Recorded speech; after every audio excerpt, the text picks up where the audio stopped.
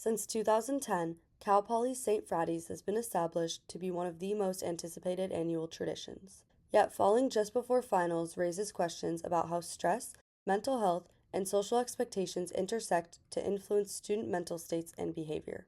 First time Trinity Hall RA Isabel Stiegelbauer said that her own experiences working with students has led her to believe that testing stress could be a large factor influencing such prevalent drinking culture. The big weekends are usually around high stress times. People are like cramming for finals or they're stressed about their grades.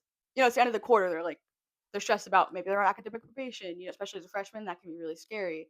So I think it definitely contributes to like the excessive drinking.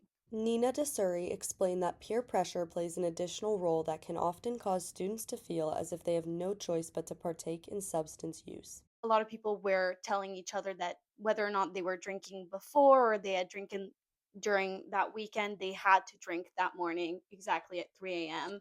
And that it had to be like a situation where you had to drink a lot because not drinking was not an option, basically.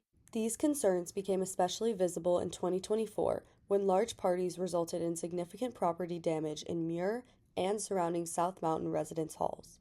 The repercussions of the damages, it started with a 7 hour long fire alarm that wouldn't stop because all the dust was pulling up. The aftermath left hundreds of students displaced and sparked conversations across campus about student safety and alcohol use.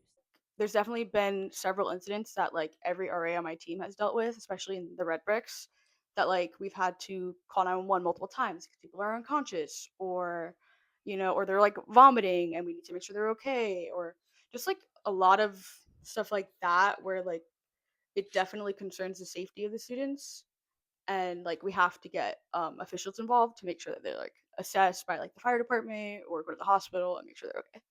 After past year's events, Cal Poly and SLO PD added stricter policies like a no guest rule, ID checks, and increased enforcement downtown. Initiatives such as Morning on the Green and Pulse Outreach aim to promote safer celebrations and support students. With another St. Fratty's weekend on the rise, many say that the goal is finding a balance of celebrating safely while recognizing the pressures that often exist beneath the surface of campus traditions. There just needs to be more people speaking out about it, not just a week before the event, but like throughout the year. And it has to be a place where people can come forward comfortably and not feel attacked.